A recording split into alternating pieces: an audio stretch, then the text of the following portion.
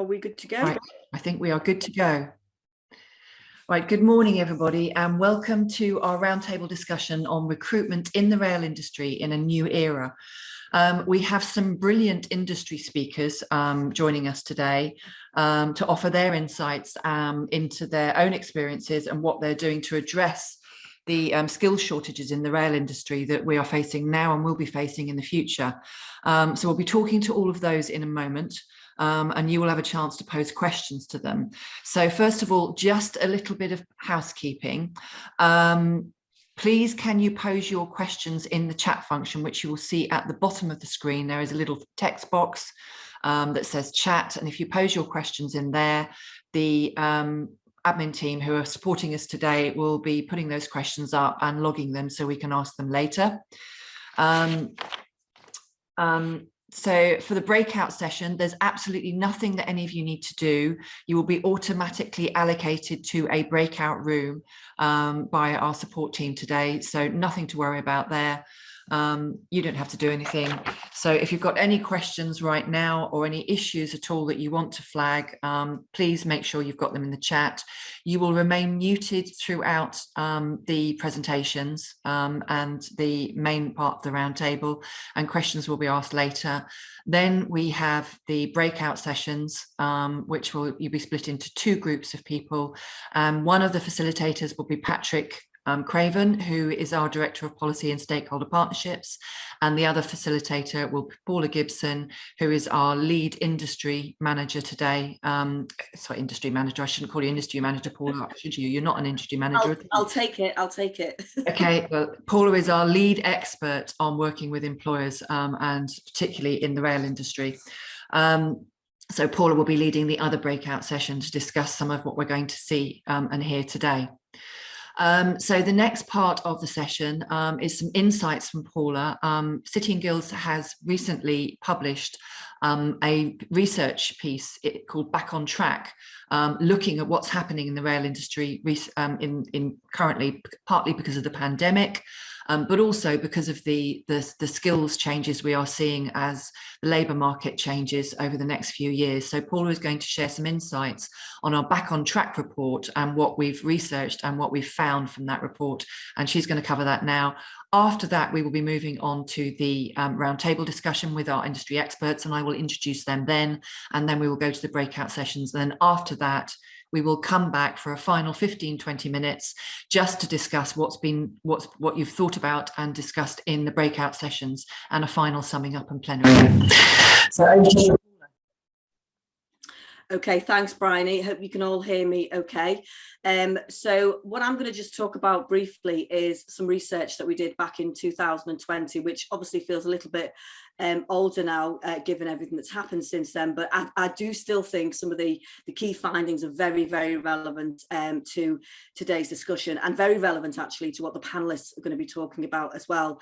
But before I get into that, let me just introduce myself. So my name is Paula Gibson. I am a strategic partnership manager, and I work with large employers predominantly across our priority industry areas, of which rail is one of those areas. So I'm delighted to be hosting with Bryony and Patrick, my colleagues, this very first, I would say, virtual employer roundtable targeting the rail industry.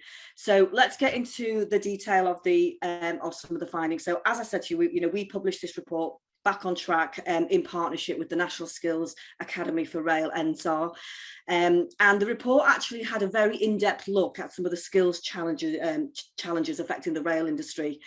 So it was undertaken by YouGov and drawn from NSAR data on 242,000 workers in the rail industry. And actually, it painted a very stark picture of some of these skills challenges. I mean, put simply, the headline is that the UK rail industry faces critical shortages by 2025, putting success of major new projects at risk. And here are some of those key headlines that form the outline of those key areas of concern. Number one, a skills shortfall. Up to 120,000 additional people will be required over the next 5 years or 10 years, with demand for skills peaking around 2025.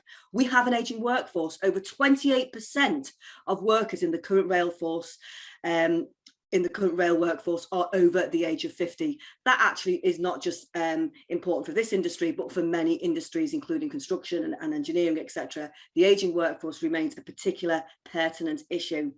And then the final area is a failure to attract a diverse workforce. Can you believe that only 16% of the rail workforce is female, and nearly 1 in 4 women, 24%, would consider a career in rail? Now, I'm really excited to hear from our panelists in terms of how we start to dissect some of that and how we start to address some of that.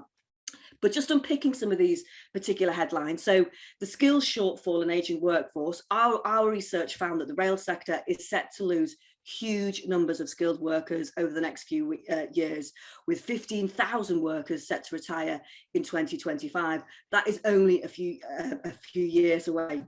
And additionally, with skills supply from the EU connected to the implications of Brexit, this will potentially reduce access to overseas workers. Now, you're probably sitting there thinking, well, yes, we know all of this, but I just think this is a really important segue into our next session, so everyone can understand exactly, the huge challenge that we face in this industry. As a result of this talent and skills shortfall coinciding with new rail projects, so HS2, we've got rail projects that are looking at sort of rebuilding old railways, we've got green energy projects, flood prevention projects. This will only heighten the demand for skills. So between 7,000 and 12,000 additional people will be required every year by the industry over the next 5 to 10 years. That's 120,000 people in total. So there are some huge challenges there in terms of recruitment, attraction and retention. And with modelling showing peak demand around 2025, people must be recruited now to equip them with the relevant skills and experiences to meet future demand. So how is our pipeline of talent shaping up? Well, currently not so good. A lack of upskilling opportunities and actually some negative perceptions of careers in rail mean that the industry continues to attract and train candidates. And I'm delighted that actually we've got such a great panel of experts who are going to be sharing some of their insights with you today in terms of how they are intending to tackle these challenges. And only just a third of our respondents, 32%, say that they would actually consider a career in the rail sector. This is particularly acute amongst women, young adults, and people from Black ethnic minority backgrounds. Just 16% of the current workforce is female, as I said before, and 24% of women would consider a career in rail compared to 41% of men. And this isn't new. I'm not telling you guys anything that you probably don't already know.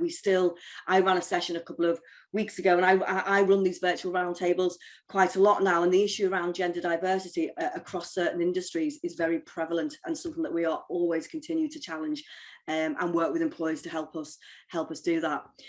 26% of 18 to 24-year-olds say that they would consider a career in rail compared to 39% of 35 and 44-year-olds. So for our younger generation, it's still not considered to be a career of choice alongside other areas such as digital and IT. More on that later, because we do know that digital and IT is a particular area for rail in terms of potential skills gaps. So there could be a focus there. And then finally, only 25% of Black minority ethnic people would consider working in rail compared to 32% of white people. So that's just a few headlines from this report, which many of you today will be more than familiar with, but I hope it does provide some context for the discussion today. I am now going to hand back to Bryony, who's going to introduce our fantastic panel, and I'm really happy for them all to introduce themselves so we can get into our main session. So Bryony, let's get into that. You're on mute.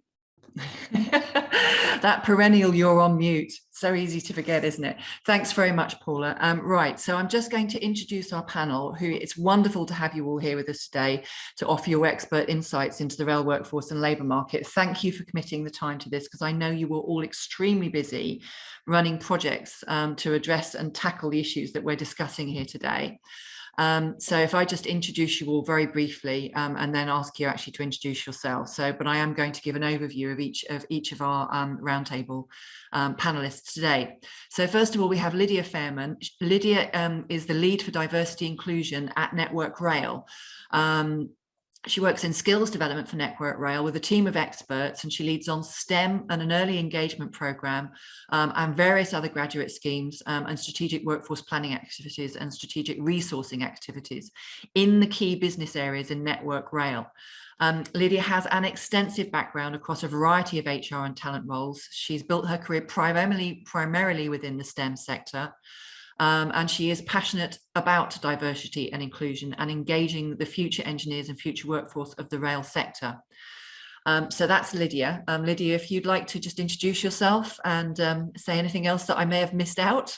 Hi, Bryony. Yeah, lovely to be here today. I'm actually not the D&I lead. I wouldn't want to take that title. That's Lorraine Martin's title. She's fantastic, our Diversity and Inclusion Director. But I am the Capability and Development Lead for Network Rail. So I think people very often say, I've got the best job in the world. We get to go out and speak to young people in schools and develop our graduates. But obviously within that, we get to explore all of these fantastic challenges that we've got with skills now and in the future. So I work in a really future-gazing role to see what we can do in this space to both increase our diversity, but make sure we've got the skills we know we're going to need in the future, and we're ready. Thank you. That's fantastic, Lydia. We're looking forward to hearing what you've got to say. Our next panellist is Lisa McAteer. Lisa is the Community Engagement Manager at Balfour Beatty Rail. Lisa has nearly 5 years' experience in rail systems at Balfour Beatty and is currently working as the Legacy and Engagement Manager in Wales. She's also working as the Legacy Manager for the Craith Alliance. I hope I've pronounced that correctly. The Craith Alliance of Delivery Partners and the Core Valley Lines project in Wales. She's more than 20 years' experience in the third sector, delivering and managing DWP and MOJ contracts as Wales Operation Manager, and also as Head of Quality and Risk. Lisa's also co-chair of Balfour Beatty Ability Affinity and Allies Network, and a Fairness, Inclusion, Respect and STEM Ambassador, and a Diversity Inclusion Ambassador at Balfour Beatty. I'm not quite sure where you get all the time to do all that, Lisa, but you're obviously very passionate about driving sustainability and inclusion at Balfour Beatty and across Wales by the look of it. So would you, and she's also co-chair of the Constructability, an organisation formed to support disabled people in the construction sector. So Lisa, would you like to introduce yourself and tell us, and yes, just say hello, and if there's anything that I've missed, although I'm not quite sure how you fit all that in, if there's anything else you're doing, then I'm amazed. Thank you, Brian. I think you've covered most bases there. Yeah, I'm currently working in Wales as part of the Craith Alliance, Craith meaning core in Welsh. It's a Transport for Wales contract, almost there. Yeah, and we are very lucky in Wales to have the Future Generations Act that we work towards as well, which supports everything sustainability and inclusion. So plenty to do, and it's future looking, just like Lydia. So I'm delighted to be part of that programme. Brilliant. Thank you for joining us. Thank you. The next person I'm introducing is Vanessa Wilmot. Vanessa is Head of HR at Balfour Beatty. She's a very passionate and experienced MBA qualified senior human resource professional, and she's also an executive coach. So Ness is the Head of HR for, as I said, for rail at Balfour Beatty. She joined Balfour Beatty in 2019 in the gas and water business to support their transition, and then moved to rail at the beginning of 2021. She's got 16 years in human resources, designing and embedding people strategies. She's an executive coach who believes that all employees, regardless of level in the organisation, should have access to coaching, something that City and Guilds completely agrees with, because we also have an internal coaching team that gives all staff access to coaching. She's passionate about people and sees them as the organisation's greatest asset. A large and fundamental part of her role is supporting their employees to realise their full potential, as well as ensuring that Balfour Beatty shifts to greater inclusion and equality and diversity agenda.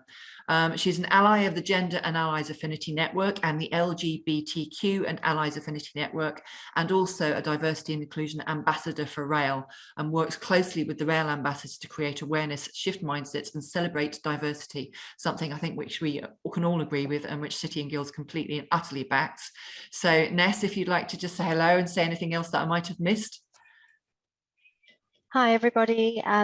As already introduced, Ness Wilmot, Head of HR for Rail, Balfour Beatty. Bryony, I don't think you've missed anything. You've articulated that beautifully. Thank you.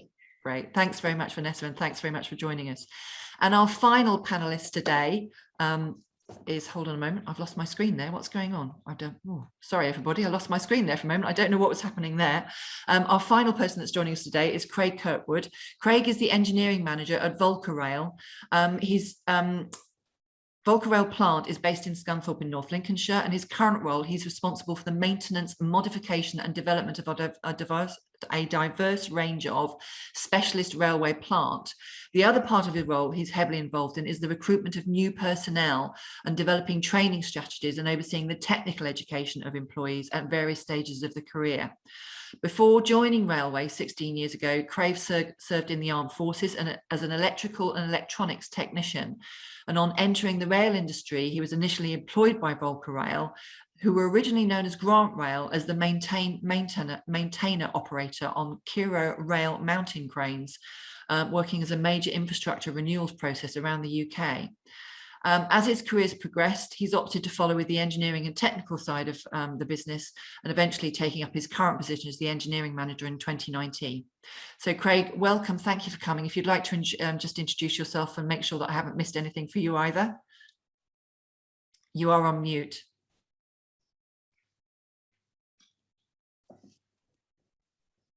There we go. Yep, as introduced, Craig Kirkwood. Yeah, that pretty much sums up my career to date nicely. Yeah, my involvement here is that through probably everyone else, like everyone else on this meeting, a big part of my job seems to be constantly trying to fulfill our demand for new, talented, capable people coming into the industry. So yeah, happy to be here. Thanks for having me. Thanks for joining us, Craig. Right, everybody. So we already have some questions. So I've got a question, I think, first of all, for Lydia. Lydia, as the lead for diversity and inclusion at Network Rail, what are you aiming to achieve with young people in STEM and early engagement campaigns? Because obviously that's a key aspect of your role, and you've mentioned that you've got a very strong STEM background. So what are you aiming to achieve with young people in STEM?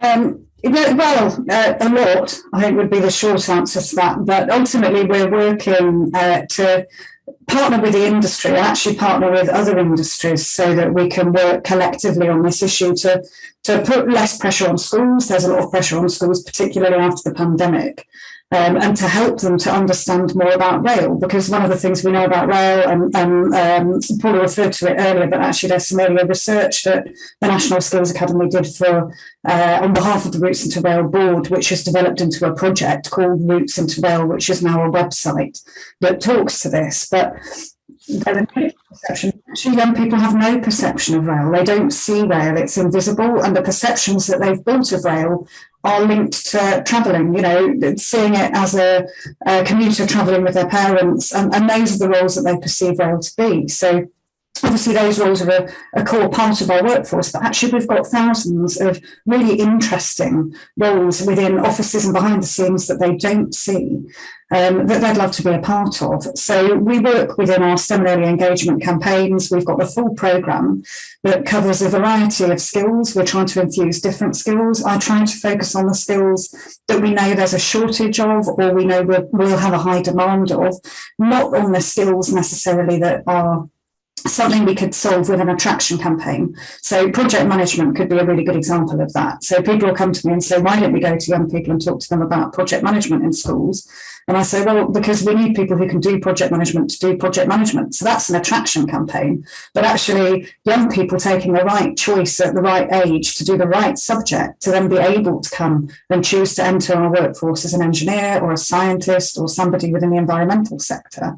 It's really important that we have those conversations at the right point in their education journey. So we work to put our role models and the right role models in touch with young people. And I don't think there is a stereotypical right role model either, because each child will be different, and you have to consider things like neurodivergence and make sure that every child has an opportunity, or student has an opportunity, to interact with somebody that they might be able to relate to. So we've got projects that aim to increase and enable social mobility. We're working to build bridges between those projects so that their route into attraction is clearer too. So it's not just a one-off project. If they come and they work with us on a mentoring scheme, actually, will they be fast-tracked to an assessment centre later, or will they come and do some paid work experience with us later? So that where we have these schemes, there is a follow-up, because another thing that we know, and I think it was researched by the De Montfort University, we know that we lose people after university or after their studies and they go into other sectors. So actually capturing them at that point is as important as infusing them. So I talk about the fact that within the team, we're aiming to get them interested in STEM. That's kind of number one. Get them interested in STEM, making the right choices, get them interested in rail. And then my brand teams can go off and do their get them interested in network rail when they're actually ready to apply for jobs. So I think that's a really quick summary of what we're doing at the moment. Brilliant, thanks Lydia. That Roots into Rail website that you mentioned, is that a website that's actually there for potential candidates to find out more about rail, or is it an employer website? It's a website for students, ideally. So it's for schools and young people to go and learn more about the people in rail. So there's information on people, their profiles, the jobs that they do. There are jobs advertised on there as well, but there's an awful lot of information about the rail sector and the opportunity in general. And they're partnering with a company called Developing Experts, who actually design curriculum learning.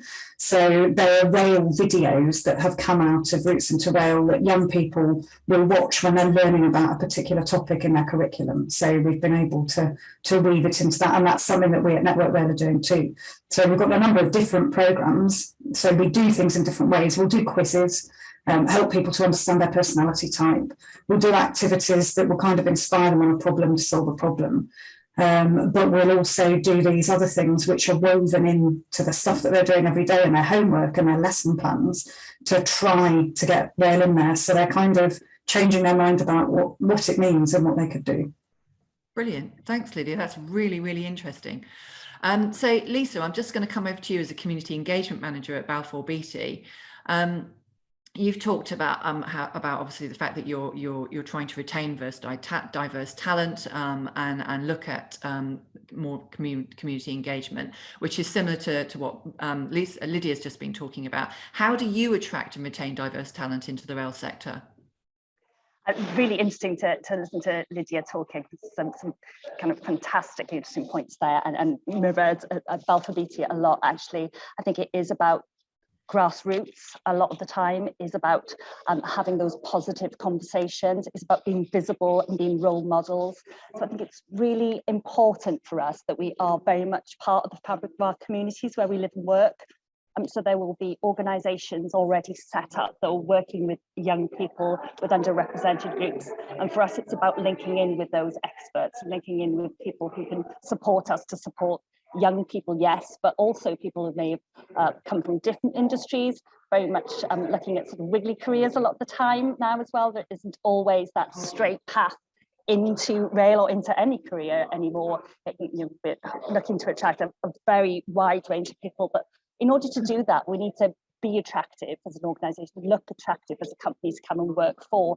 And that means that people need to see themselves reflected when they look into our organisation. It means that we need to have a culture that's welcoming and open, and people need to see and feel that. And the way that they do that is to listen to ambassadors, go out and talk about that really positively, to be visible in the communities that they work in, and to engage with people consistently. So would you say that your key way of engaging people is to get ambassadors out there? And ambassadors are key, really. We have D&I ambassadors and STEM ambassadors and fairness, inclusion, and respect ambassadors, and just people who are really passionate about what they do and how they do it. And I think when people hear other people talk positively with passion about what they do with that whole range of careers that Lydia was talking about in rail, then that really helps us, because we do have that issue, I guess, that when people think about rail and look at rail, they do think just in one way about it, whereas in fact, as Lydia's mentioned previously, we have hundreds, if not thousands, of different and interesting career paths that people can take in rail. Yes, people, I would imagine, know what they see, which is what they see when they're out there actually using the rail system. They don't actually see the swathes of jobs and swathes of opportunities behind the scenes, which are the unseen part of the rail industry. Yeah, and it's our job to make those people more visible, I think, in the communities, so that people do understand that vast array of career options that there are within rail. brilliant. Thanks very, very much, Lydia and Lisa, for your feed in there. Vanessa, we've talked obviously about, you know, sort of attracting people into the industry and the ways and means of going about it. Obviously, one of the aspects that has been flagged by the report and by the work that all of you are doing is that the importance of diversity, equality, and inclusion within the industry, and that is still a bit of a challenge. So how do you shift the dial in the rail industry so that more senior leaders see the importance of diversity and inclusion, and also so obviously that can then lead to hopefully more inclusive recruitment practices and a more inclusive approach to equality and diversity in the rail industry? Thanks, Bryony. So I've got a couple of thoughts around that. And I think one of the first things I would say is challenging the traditional mindset. You know, we are on a journey in Balfour Beatty, and we've been on a journey for a while now. But since taking on the role of head of HR for rail, one of the first things I was quite surprised about was some of the mindsets that existed, particularly in the senior population, because I'm immersed in that population mostly, although I do go and spend time with our guys on site, guys and girls on site. And so that was the first thing, was challenging traditional mindsets. I think the second thing is we've got to be bold about putting initiatives in place that are aimed at creating awareness, first of all, but also retaining and attracting diverse talent. And some of those initiatives are as simple as looking at how we write our job adverts. You know, we've got to make them more inclusive, how we go about recruiting. You know, it might be, do we have a more flexible working approach so that we attract people who may not necessarily have thought about working in the industry because they felt that the hours were more rigid. And of course, there is a long list of things that I could mention. There's also, you know, we've got to be more tuned into perceptions. There was a fantastic piece of research done by Accenture where senior leaders believed that they empowered people in their organization to bring their true self to work and to be able to raise concerns without fear. And the reality of that is that 1/3 of their people that were surveyed actually believed that that was the case. 1/3, you know, that's a huge disparity. And I think we've got to be tuned into the perceptions that exist and make sure that we do something about it. And I think also we've got to be open to recruiting from other sectors. You know, I hear within Balfour Beatty, oh, but they don't have rail experience. And I'm thinking, what? You know, armed forces, we've got to be open to the armed forces. This is not an exhaustive list. There's so many things that I could think, but I think the biggest thing around how we get senior leaders tuned into this is around really challenging traditional mindsets and having the conversation, engaging in dialogue, talking about it, being open to having those conversations. Brilliant. We lost you there for a moment, Vanessa, but don't worry too much. That's brilliant. Thanks very. Oh, I've got you on mute again. So did you want to say anything else there, or are you finished? Yeah. Yeah, great. Okay. So this is a question sort of for all the panel, which moves on from what Vanessa was just talking about. So we've talked about obviously diversity and attracting different people, but how are you all attracting women into rail? Because I think that's a very key aspect of the report that we did, the number of women actually working in the rail industry. So how are you all attracting women into rail? Who would like to go for that one first? I'm going to throw it actually back to the entire panel. Who'd like to answer that one? So I'm happy to have this conversation because we have this dialogue a lot, right? And there is no silver bullet, but I think what I would say is you have to be deliberate. And Mark Lomez did a fantastic talk, Mark Lomez from HS2, during National Inclusion Week, and he talked about some of the interventions that HS2 has gone about. And one of the things that he highlighted was you have to be deliberate about this. If you are not going to be deliberate, you're not going to achieve the numbers that you want to achieve, if that is your aspiration. But you know, let's face it, it's not only about attracting women. It's about attracting a diverse mix of people from multiple ethnic backgrounds. But I firmly believe if we're not deliberate about it, and we don't look at the end-to-end employee value proposition, I think we will continue to struggle to attract great women into this industry. Lisa, Craig, Lydia, is there anything you'd like to add to that at all? I'd love to, because it would be remiss if I don't. So today is obviously White Ribbon Day, which is, and I have to remember this, the International Day for the Elimination of Violence Against Women. So we've got a variety of things that we actually do within Network Rail. We've got a Gender Matters steering group. We work on projects that we've been working on, things like mentoring schemes with women in science and engineering, where we've just piloted a scheme which is around transferable skills, to help women from other industries understand how they can apply and transfer their skills to rail, in the hope that when we partner them with a mentor, the mentor will also realise that people that don't have rail-specific experience actually could bring great value, and we can teach them that quite quickly in some instances. But I mention White Ribbon because that's one of the things that we do because it's the right thing to do in the organisation. We're tackling the issue of abuse in the organisation to better support employees, but actually externally, where we can talk about a commitment to something like White Ribbon, who are all about stopping abuse against women, we make a really clear stand that this is who we are and the culture that we want to create. So we talk publicly about that culture. So you'll see all over our social media today, there'll be stuff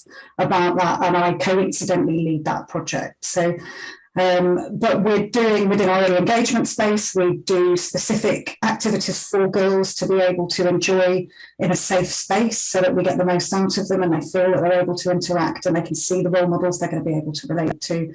And we have a project that we've launched recently called Inclusive Recruitment by Design, which again tackles this issue. We use software called Textio in our job adverts, which means that they're inclusive. It's really clever software, Textio. Really recommend researching it. So there's a really long list of stuff that we're doing. We've looked at our graduate schemes, we've looked at our entry requirements for graduate schemes, we've looked at partnering with people like the university, Open University, things like the Athena Swan register. So there are lots of targeted things that you can do to make sure that women know you're interested and you want them, and it's an inclusive environment for them when they join. So lots in that space. Yeah, I think making sure that everyone knows it's an inclusive environment is one of those key aspects, isn't it? It's not just about the sort of message you're giving out about recruiting. It's all about what your culture is inside the organisation in which you work, and one that is very welcoming for women. Yeah, absolutely. It would be long to say we've got that everywhere. You know, we're a huge organisation. Actually, we talk about culture, but we operate in climates. We've got such different working spaces that we have to work really hard to make sure that the whole organisation is coming along with the journey. And that's another reason I like White Ribbon, because White Ribbon is about the root cause of this behaviour, and it's about making cultural change, but actually asking others to take ownership of that. So not asking women to take ownership of the problem themselves, but other people to stand back and say, is this me? Could this be me? What can I do? How can I be a role model? So it's those kind of things that we're trying to promote and engage. Thank you, Lydia. Paula, you've got your hand up. Is there something you want to flag? Yeah, it's just that I've just been monitoring the chat, and we've just got a question from Charles, which I'm just going to read out. So I don't know who wants to take it. So Charles asks, how do we actually get the workforce to stay in our industry when we've got them in? Certainly, obviously, we know that the work can be unsociable in terms of midweek nights and weekends.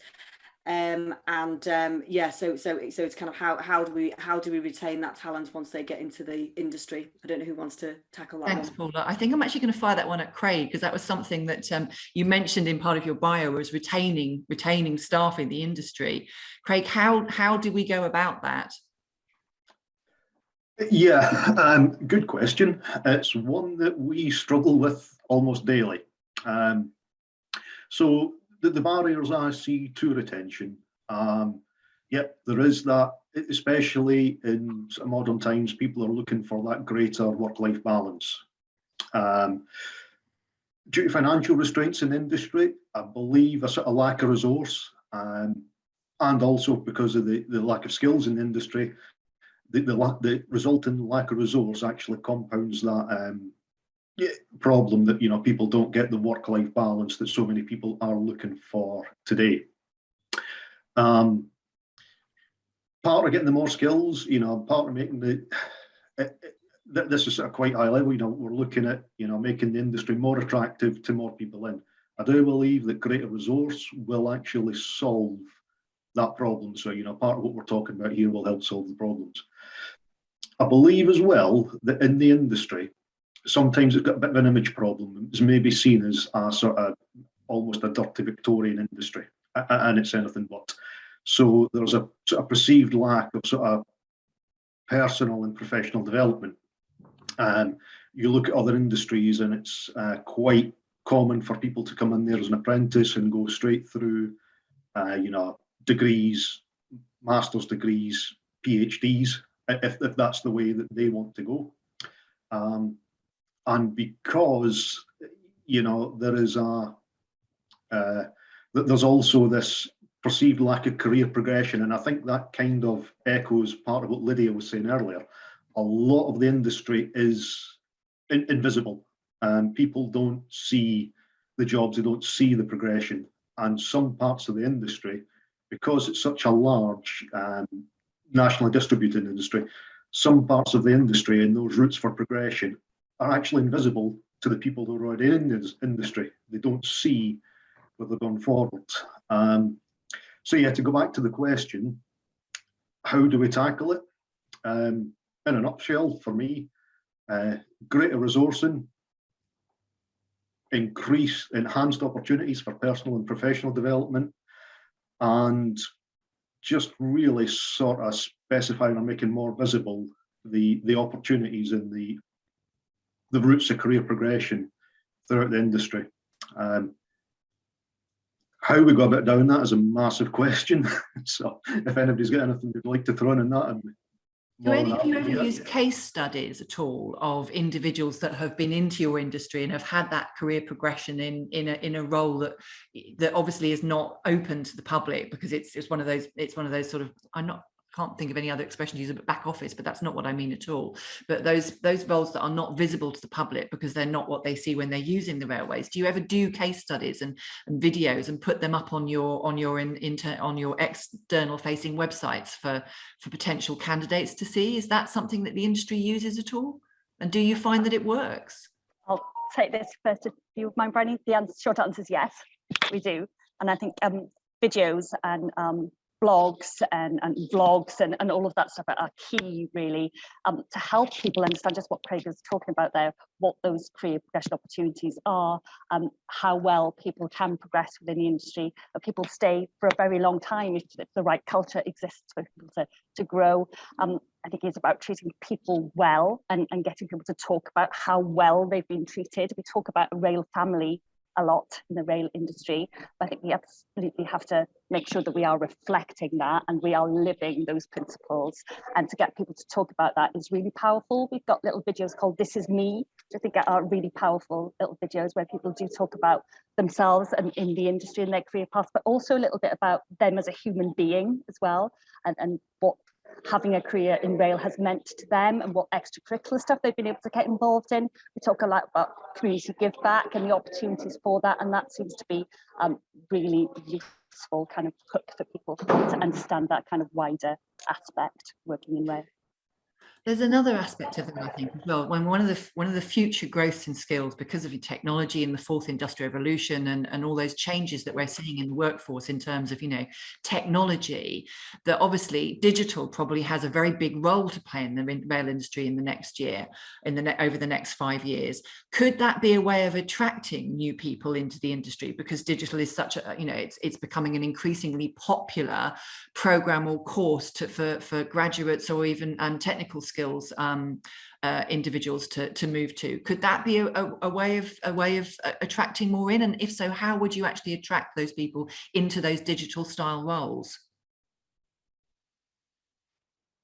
So I'm happy to answer this, Bryony, because this is something that we're looking at in Balfour Beatty in terms of digital transformation, and we've actually appointed a head of digital to lead on this in our rail business. And having had a number of conversations with him, I think first of all, it's creating a real understanding around what digital actually means, because there are so many perceptions around digitization and digital transformation. So I think that's the first thing. I definitely think there is a lot to be said for creating opportunity from a digital perspective, and actually attracting graduates and apprentices in this space and growing from within the organization. Because as you say, you know, it's going to evolve over the next sort of 1 to 5 years. So I would say our starting point would be acknowledging that actually we've got to get better at digitization, but the understanding of what that actually means is key. So the educational piece, and then obviously attracting sort of the younger generation through our apprenticeships, through our graduate programs, and growing from within. Brilliant, thanks, Vanessa.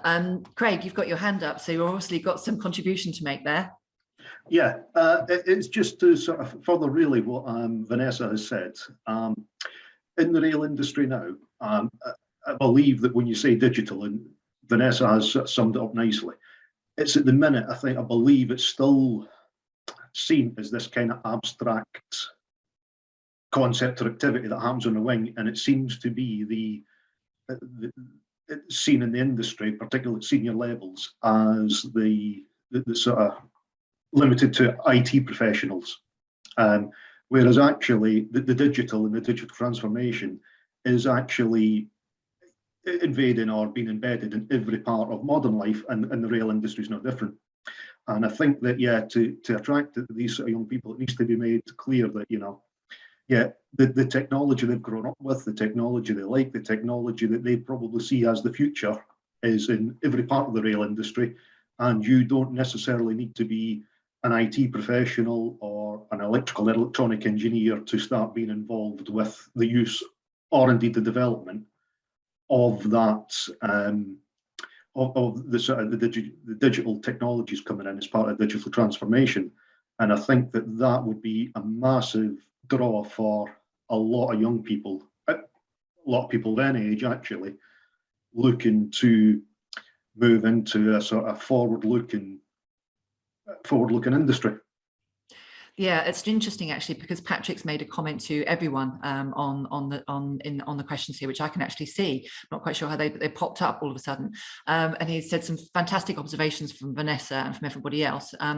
But he's talked about career transitions being the key to future labour market, and obviously exit pathways from the forces has been mentioned. But he also said he's wondering whether the comments that you're all making suggest a specific focus on leadership and management development programs to support those change ambitions, and that would obviously mean digital as well. And Lydia, you've got your hand up there. Is there something you'd like to say around that at all? Well, I think the digital space is a huge opportunity for us. It kind of carries massive risks and challenges, because obviously the competitive salaries, when you're trying to attract people from other industries, that can be a difficult space to operate in if they're really specifically in data and digital. But the job creation that actually the digital sector brings at the lower end and the very high end brings a really good opportunity for people to join the industry in entry-level roles and actually learn a lot. Also gives a brilliant opportunity to be creative, but specifically on that management and leadership space, yes, I mean, we need a massive focus on that for this, because people can focus only on the technology and only on the digital skills, and actually you then neglect all of those non-technical skills, and the technology won't work if it's not properly deployed and the people aren't properly managed. So that's a massive opportunity for us. And then even going along with the change, you know, how do you get traditional maintenance teams to start diagnosing a fault with a laptop instead of using a hammer to fix something? And at that point, you're looking at bringing apprentices along with the journey, because we know that the natural culture will be to learn from each other, and actually you can bring the change about that way. So a huge opportunity. Yeah, huge opportunity. Thank you, everybody. I'm very mindful of the time. We've barely skimmed the surface, I think, of everything that you've got to say. And there are masses of questions still popping in on the right-hand side, and masses of questions that I personally would still like to ask you from all the information that you've given. But we have to be mindful of the time, and we have actually overrun quite a lot already. So I'm now going to pass back to Paula because we're moving to the breakout sessions. But that was really brilliant and really interesting, everybody. Thank you so much for your input and your expert insights into recruitment, diversity, inclusion, and what's happening with digital and senior leadership inside the rail industry. So now, everybody, will be moved over into breakout sessions, and I'm going to pass over to Paula and to manage that aspect of the process. Yeah, thanks, Bryony. So we've had really some great insights in the chat as well, so we can go back to that, but I'm not going to delay you any further. Amanda's going to transport us all into our virtual breakout, so we'll see you on the other side, and we're going to be discussing, continue our, our discussion around how to explore strategies on attracting and retaining the next generation of talent. So enjoy your discussions. Gosh, that went quick, didn't it? The whole session has gone quick, Paula. We should have stuck an extra half an hour on, I think, because there's been to talk about. I know. I mean, just so many rich insights with such a group of experts as well. I mean, I'm just kind of really honoured really that we've had this rich dialogue, which I really would like to continue in forthcoming events. Patrick, do you want to just feed back in terms of your session? What were the key points? Yeah, I'll try, and please others on our session jump in as well, because I think, as everybody was indicating, we're kind of only just getting started, to be honest, in terms of a whole range of topics that we could have explored. Some key things that came out for me, we spoke about thinking about where we would try and increase that awareness and diversity, both reaching out to young people and what sort of messages could be promoted there in terms of opportunities across the rail sector. And there were some examples given there about a range of programs that are happening already, although an observation also made that actually they're still tending to attract, in one example, young white males rather than a wider group, and how do we change that? Some good examples given as well about how thinking about reaching out to a slightly older age groups or different communities. Somebody was at a vet recruitment session today already, looking at ex-forces exit and how they could transition, where the help is needed to help them amplify the skills and aptitudes that they've got and how those are transferable. Also in the ex-offenders channels, that was mentioned a few times. And I think the other thing we then finished on was reflecting on the fact that all of this is now happening set against a backdrop is what is probably the tightest labour market that we've seen for many years. And therefore, how does the rail sector really dial up the value and qualities that rail sector jobs could bring, and some really good examples given about ways that you could start to think very innovatively and quite disruptively, really. What would happen if you started to advertise a whole chunk of jobs as part-time?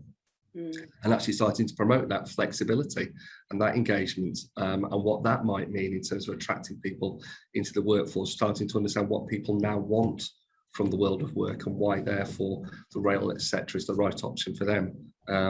But some really great observations. Is there anything else anybody else from our group just wants to pick up on from that summary?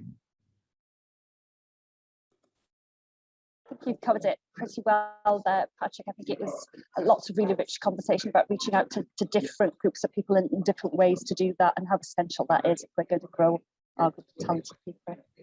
Oh, and sorry, the other bit that was highlighted, really well made comment as well, was this idea that the rail sector may feel as though it's very fragmented, and in some ways that may feel as though it's actually happened to them, but why does it need to be as fragmented as that? If actually more collaboration, more collective engagement would provide an augmented value proposition for the rail sector. So maybe starting to encourage some more of that joined up collective thinking from different organisations within the rail sector, because it's to everybody's advantage at the end of the day if there's that collaboration. I think, Patrick, I'd only add to that, there are practical ways we can do that, which is sharing our talent. People like graduates who rotate and secondments, things like that. They're the really tangible things where we could collaborate together really well. Great point, Lydia. Great. That's really interesting, isn't it? Because currently the government's looking at sort of, creative apprenticeships and flexible apprenticeships in various industries. Maybe that's something that should be happening within the rail industry, flexible apprenticeships where they circulate around different organisations to really gain that broad experience. Yeah, that is already happening in pockets. Right? Fabulous. Yeah. No, that's really great. I mean, from our group, and there were so many people who didn't have the chance to contribute. So please do now. But we were very much focusing around how to increase women participation in rail, and there was lots of conversation around the careers being more visible for women to enter the industry. There was talk around being more visible around the career pathways, so when we're going into schools, and it's very clear from a very, very young age what those career pathways look like, which I thought was really interesting. Also going right back to employability discussions, so how can we attract that more diverse talent into rail through some of the employability programs that are offered. And I think just before we were about to close, somebody was talking about the role of teachers in schools and how they can be more of an ambassador for these kind of up and coming careers where there is growth. I mean, I've probably not done that feedback any justice given the richness of dialogue, but would anyone else like to just chip in finally? Because I know I didn't get a chance to speak with everybody. Yeah. Go on, Craig. Sorry, okay, right. Yeah, just to make a point, that one of the last comments that I don't think we've got time to answer was basically an apprenticeship is not a lower level entry into the industry. And I agree wholeheartedly.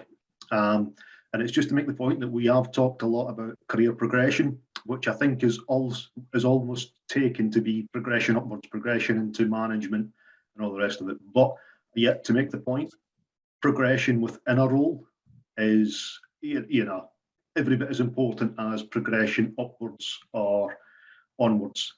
And basically, the retention is very important because career rail operatives, people who worked up on the rail for 30 years are absolutely worth their weight in gold. And when they go, they're very difficult to replace. So yeah, it was just to sort of finalise on that point. Yeah.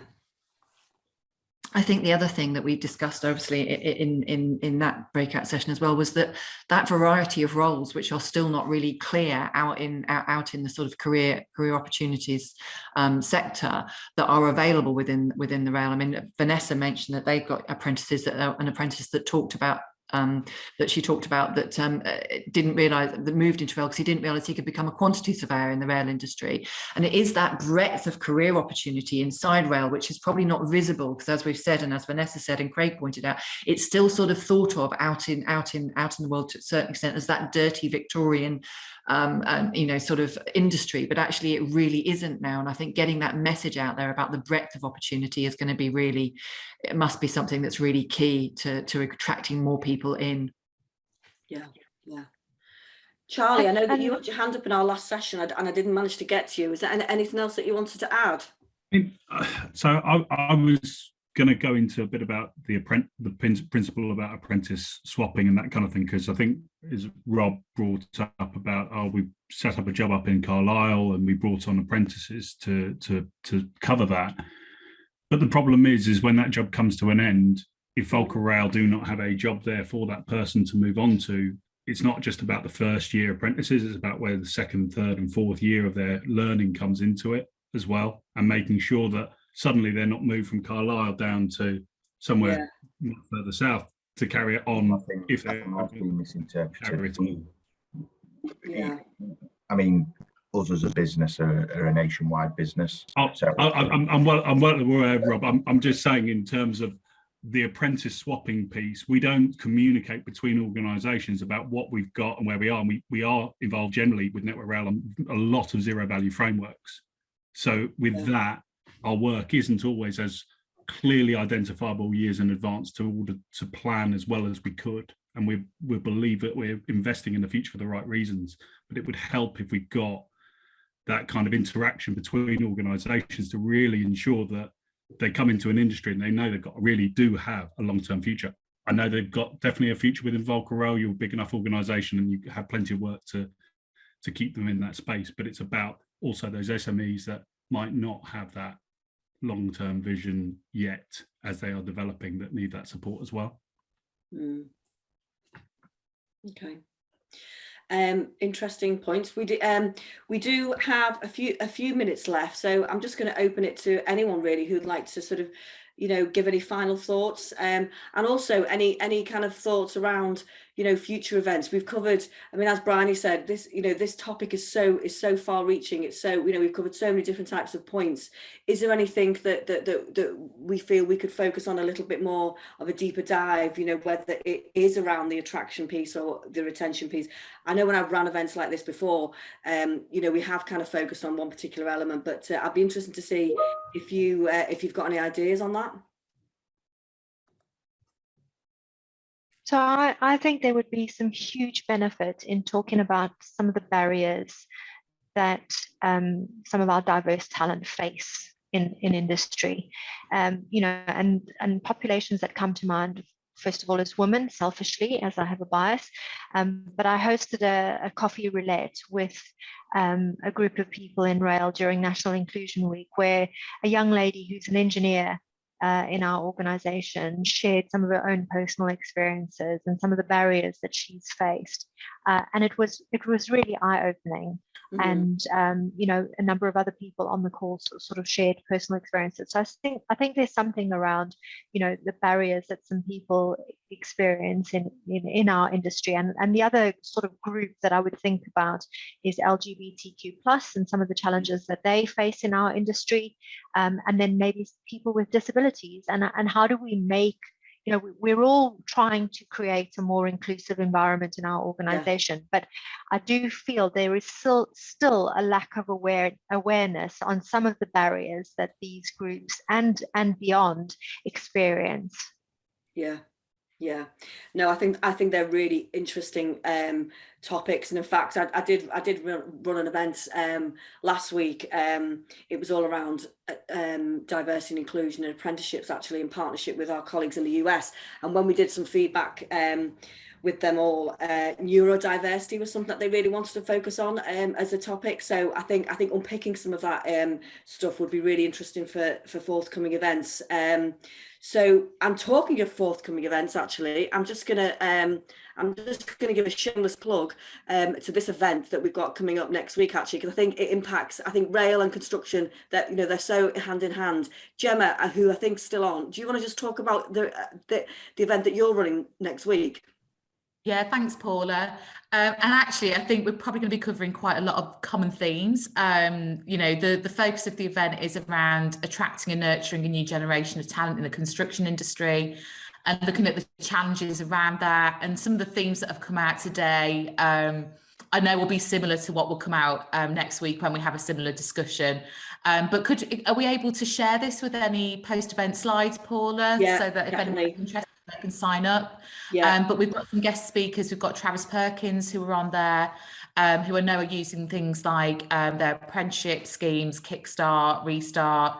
And we've also got a provider that worked with Travis Perkins join us called Ingius, who are going to talk a little bit about how they're working with some employers to help support them around attracting people into the industry. Thank you. So, Bryony, I'm going to hand back to you now to close, if that's okay. Thanks very much, Paul. I was just listening to Ed Gemma there and thinking about, you know, we know that Ingius is a restart, a DWP restart prime, and there are 11 other restart primes across the country, all of who are dealing with unemployed young people, unemployed people of all ages, actually, and maybe there's a link to be made there with the restart primes about what sort of unemployed people they've got coming through that potentially maybe move into the industry, both construction and rail. But thank you, everybody. That was an absolutely amazing event. Yet again, we've managed to literally reach the deadline in terms of time. Thank you very much to our speakers who have been absolutely amazing today, offering their expertise and their insight, both Vanessa, Lydia, Craig, and oh, hang on,